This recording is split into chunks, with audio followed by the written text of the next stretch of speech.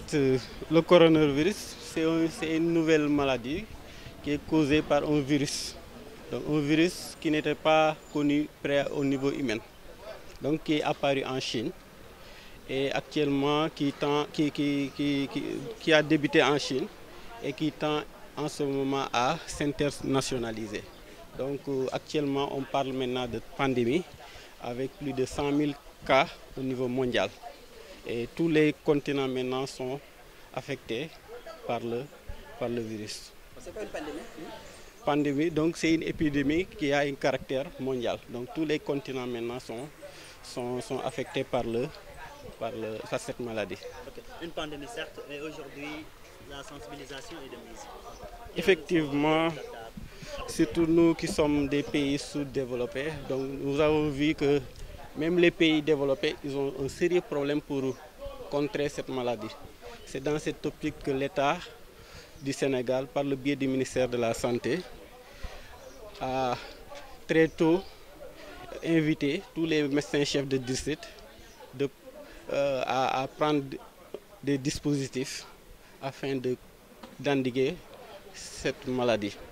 Actuellement, toutes les portes d'entrée, que ce soit les frontières aériennes, maritimes, terrestres, tous les districts qui sont au niveau des CEKI sont en alerte. Et moi qui suis actuellement comme médecin au niveau du district de Sangalkam, on est au cœur de l'actualité.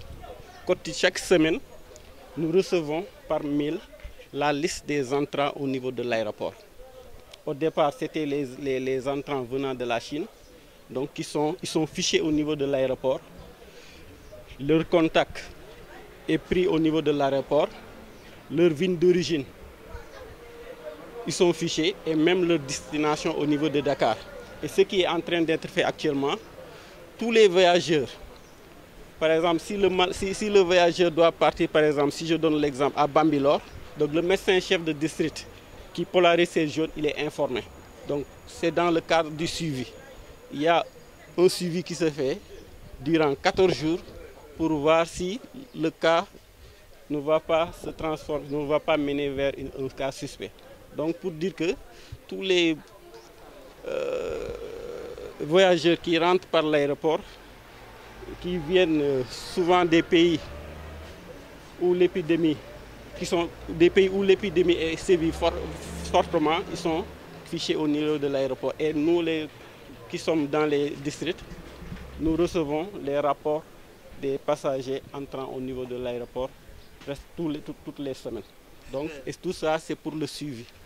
Un rappel pédagogique concernant la population, en ce qui concerne les conseils que vous leur donnez. Donc, par rapport au conseil, actuellement, tous les districts ont un plan d'action. Un plan d'action de lutte contre le coronavirus. Nous-mêmes, actuellement, nous avons élaboré notre plan d'action et le plan d'action aussi est en cours de révision quotidiennement.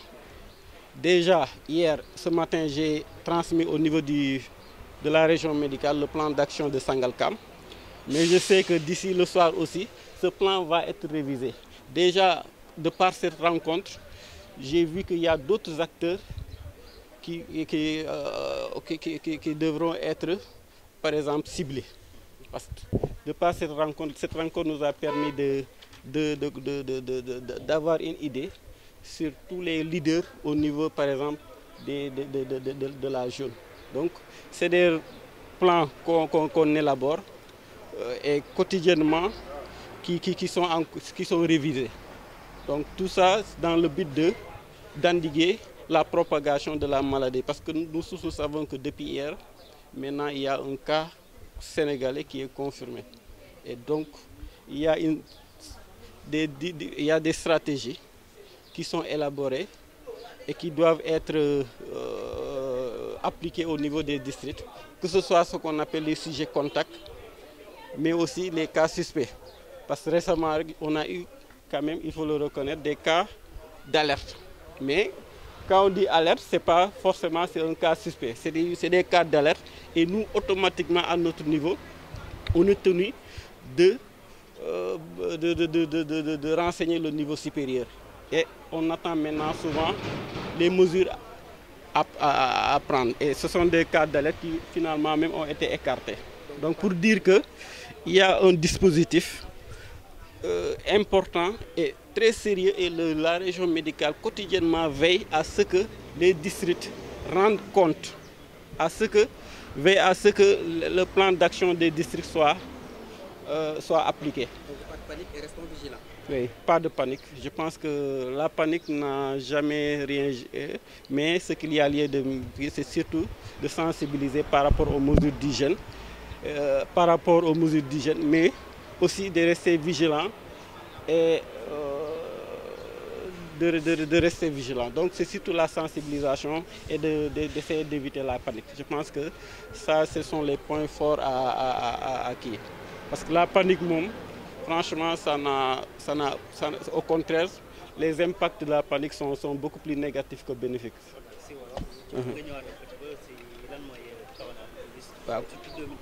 waaw coronavirus nag xeetu jàngoro bu bees la boo xam ne virus lu ñuy wax ci tubaab virus moom moo ko entraîné te mu ngi soog a juddu nag ñu ngi koy soog a kii ci nit ki fële en Chine donc si ville bu ne nee si benn ville bu nekk Chine foofu la njëkkee te instant bi mu ngi tendre à envahir continent yëpp donc amul benn continent boo xam ne instant bi amul cas.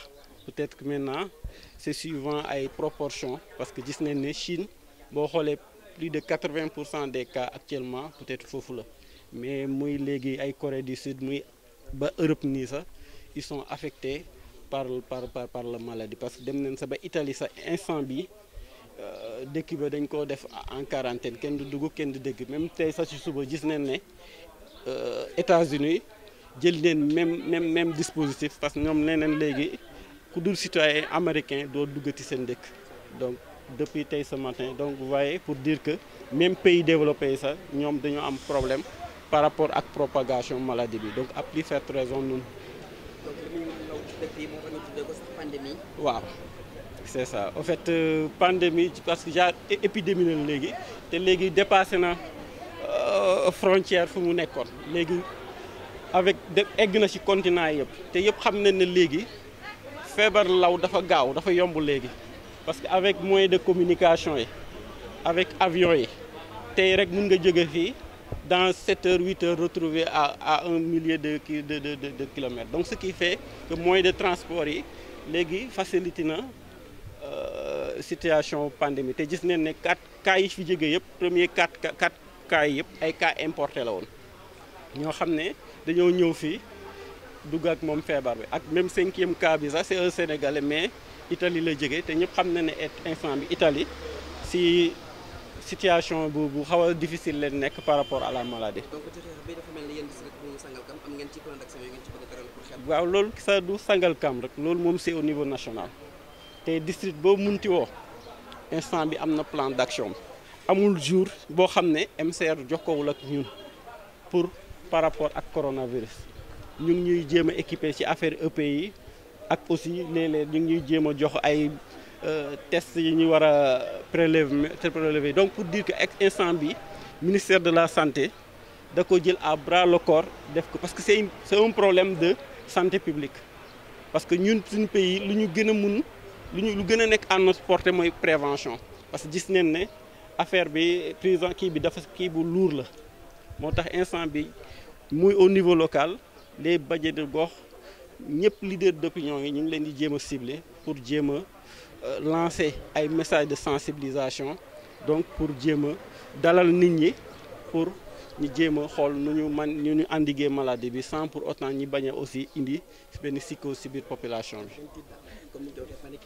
waaw c'est ça effectivement panique moom c'est pas la solution donc lu ñuy wax fagaru moo gën faju je pense que loolu mooy meilleure solution ku ne à son niveau bu jéemee fagaru dina protéger boppam protéger ñi mu nekkal donc si dynamique boobu lañ nekk dynamique de sensibilisation boobu te aussi jeunes à risque yi aussi ñu ngi leen di jéem a identifier comme ni ko sous-préfet waxee muy Tivaouane muy kii Lac Rose muy Toubab Dialaw dès le départ ñu xam nañ ne parce que cas yi la plupart cas yi fi ñu ay cas importés wala donc yooyu dafa bokk ci jeunes yi nga xam ne ñun suñu bopp préoccupation la si ñun donc ñu ngi toujours nekk en concert avec ICP yi nekk ci zone de responsabilité yi même léegi sax avec les cérémonies religieuses ICP yi tamit ñu ngi commencé def ay descentes au niveau de ces kii-là pour sensibiliser population bi pour dire que actuellement tout le monde est en alerte pour prévenir maladie bi pour ñu def en sorte que affaire bi yem fii loolu daal instant bi mooy suñu option si loolu lañ nekk. maa ngi tudd docteur Bokar Bayla Diédhiou maa ngi nekk fii comme MCD du nouveau district de Sangalkam ñu ngi ko créé récemment le 31 janvier 2019 donc arrêté bi si la génn donc ñu ne à 2 à 3 mois suñu créé